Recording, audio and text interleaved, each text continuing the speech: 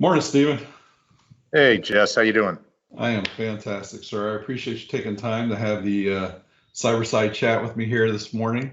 For those that don't know, I'm Jess Coburn, CEO of Applied Innovations. Applied Innovations is a managed cloud IT and cybersecurity company, and we help businesses, in a lot of ways, very similar to you, identify risk and address it before it becomes a problem. We help them make the most out of their technology. For us, that risk is usually around their computers and their equipment and their technology. But today, businesses across the globe are feeling impacted by this coronavirus, and it's really making a lot of business leaders and CEOs nervous. We're seeing a lot of employees working from home, trying to set up work from home, really having a lot of challenges. And I wanted to have a chat with you, Stephen, because you're someone that I know and I trust. And you have a wealth of information in the insurance arena. So why don't you introduce yourself and your background? I'm gonna let the dog out of my office. Okay. My name is Steve Breitbart with Cypress Insurance Group. We're property and casualty insurance agents, and I've been at this for about 30 years.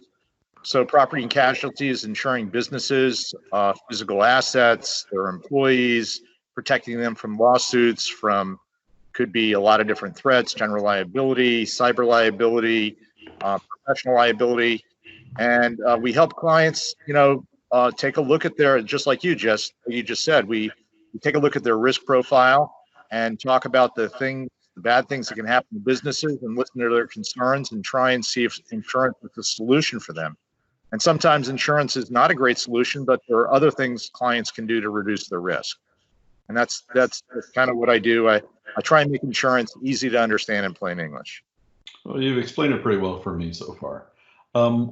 Just out of curiosity, what's your typical business customer?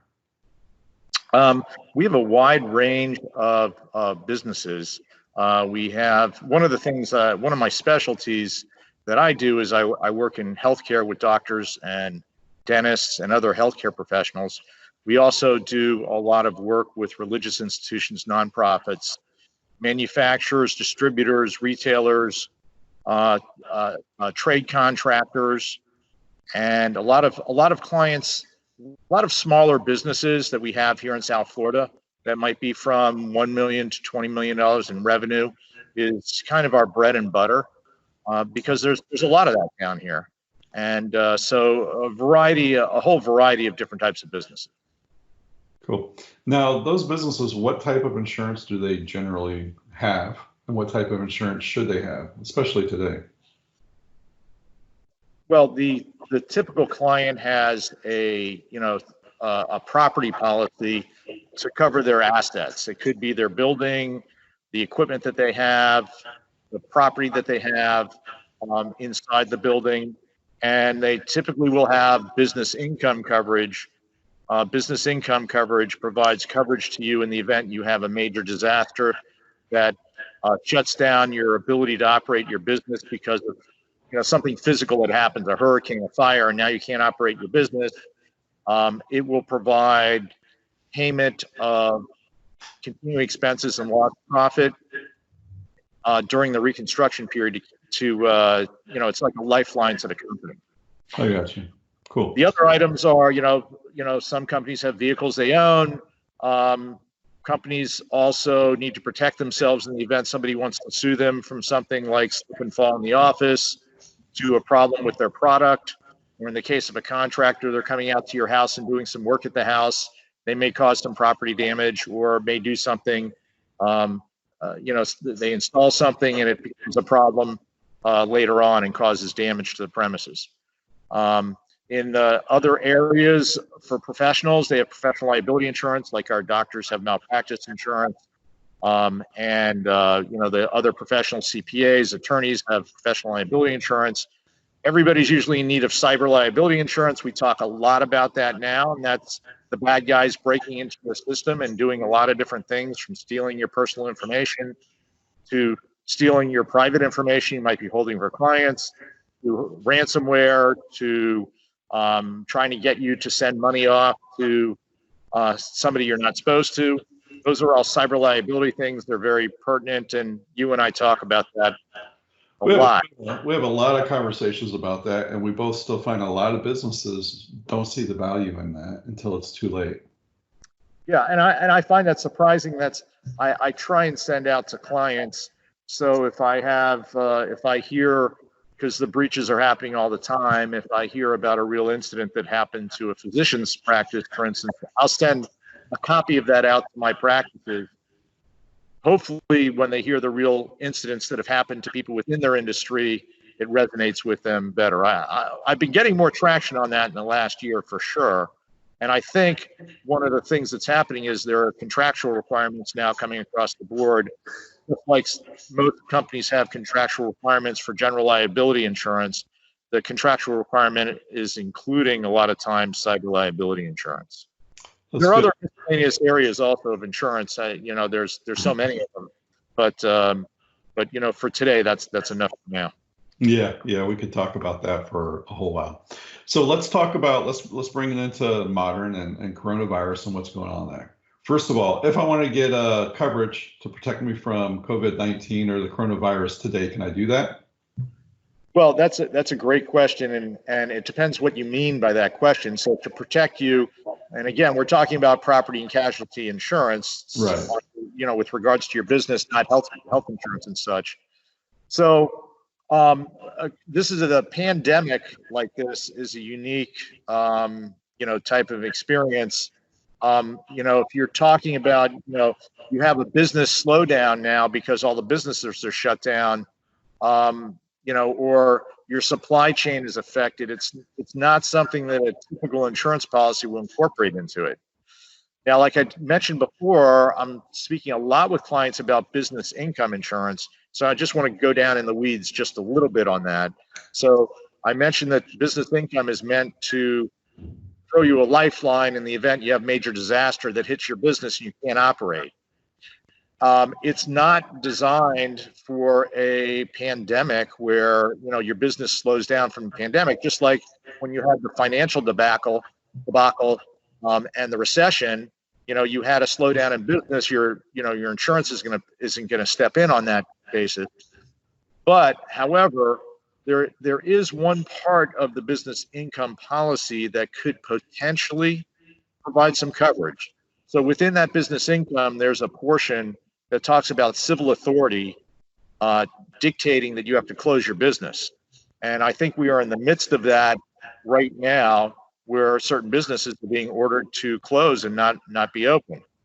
That portion of that business income allows I'm just being a generalist because a lot of policies are different, but they'll provide coverage up to 3 weeks or 4 weeks in the event of a shutdown of your business by a civil authority. However, the reason for the trigger that causes the shutdown, though, with it being a pandemic, is usually not something that's covered under the policy. You think of something like a hurricane comes through and now you have to shut down an entire city's downtown from looting or because of safety issues. That's where the insurance usually responds. Or you have a fire like was happening in California and they shut people's areas down. They say you have to evacuate.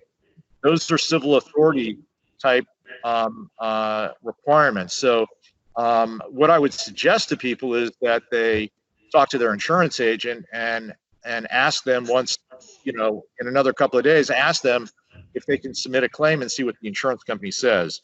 My interpretation is I doubt they're going to pay, but you never know in these times what some insurance companies will do, and it depends upon their language as well. Good. That's great information. The other area is that the first set of questions I had were supply chain. So when China was shut down, now people couldn't get their inventory.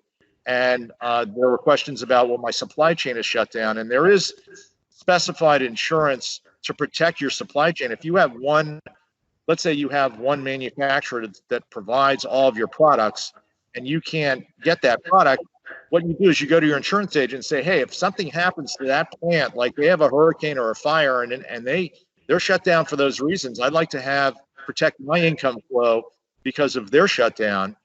And so you can buy specified coverage, and I suggest clients do, when they're reliant on one distributor of their product or manufacturer of their product. But again, the pandemic shutting down that facility most likely would not respond. It would have to be a physical, destruction that would affect it. The second group of people that called me up were the hospitality industry, because they were, they saw the immediate impact, 2 weeks ago, and again, it's the same thing with the business income not responding, and now everybody else is calling me, my restaurants, my other accounts, about the virus. And what I mentioned before would be the item where you try and get your business income to pay. There are a couple other miscellaneous items. For instance, if you were in your, I'll give you an example. There was a pastor in DC. He contracted the virus. He passed it on to the choir director, who was also an employee. He passed it on to some of the people within the organization. Now, the choir director, who got it from the pastor, that could actually be a workers' comp claim. So your workers' comp could come into play here if people were infected within the office, can be shown that. And then, if somebody from your business on a business venture or is out to see somebody and spreads the virus, and that business decides to sue you because, your employees caused, the infection in their place and affected their business on a negative standpoint, I think that your general liability policy will respond and defend you in the event somebody sues you over this thing. But the immediate concern for everyone is the business income and the slowdown.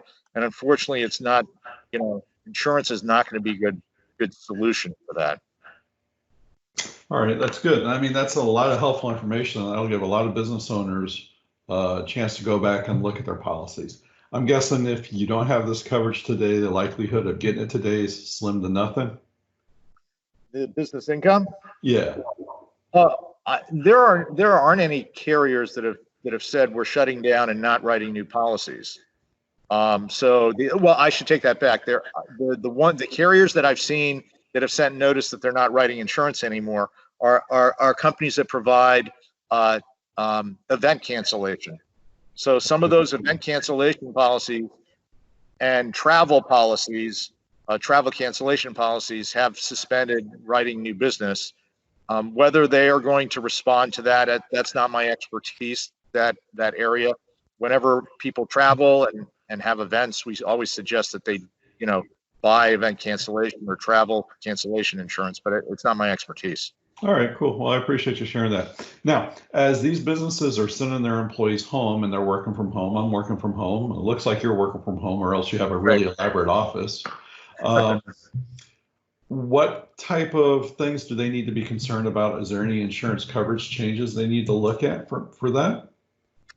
Over the short term, not really. The employees are working from their homes. Their coverage will expand to the employees working from their homes. In the long run, if you're going to have a workforce working remotely, it's just the carriers need to know about that. It is more in relationship to the workers' compensation insurance, and that's another whole discussion for another day. But it makes workers' compensation insurance a little bit more complicated because you don't have control over the environment employees are working in. So if I get up now to go into my kitchen to get a snack and slip and fall, I mean, should that be a workers' comp claim? That's another whole ballgame. But your insurance extends. You shouldn't have any problems moving forward with this. Okay. And then what about if they're... Yeah, there have been a couple of my practitioners, interestingly enough, I've been working with some of my doctors who now want to do telemedicine with their patients, just like we're doing right now. And we've reached out to the carriers, and they typically don't have a problem with that. There are some issues in regards to that telemedicine, but for this particular situation, most of them have said, hey, no problem. That's great. That's really good to hear. I shared on Facebook that down in Boca, Baptist Health and Boca Regional were offering telehealth check-ins or checkups. If anyone was concerned they might have the virus, they could have that telehealth checkup. And I think that's really important and helpful. What One about, other thing, Jess, yeah, sorry to interrupt you. I'm starting to see emails from insurance companies saying that they are going to provide some extension of insurance payments for their premiums. So we're starting to see that. We saw that during the recession, that carriers were a little bit more lenient and working with clients on their premium payments. So certainly if you have a premium coming up, I would reach out to your agent and say, what is the carrier doing? that's fantastic. That's good advice as well. I think we've covered a lot. I'm looking at my notes that I had written down for us, and I think we really covered it all, Stephen. Is there anything else we should add or chat about? I think that's it for now. I mean, we're all in uncharted territory for everybody. Yeah, it's pretty new. So, Listen, I appreciate you taking the time to sit here and have the chat with me. If anyone wants to contact you, they would just go to cypressinsurance.com, correct? sure. They could, our phone number is 954-771-0300.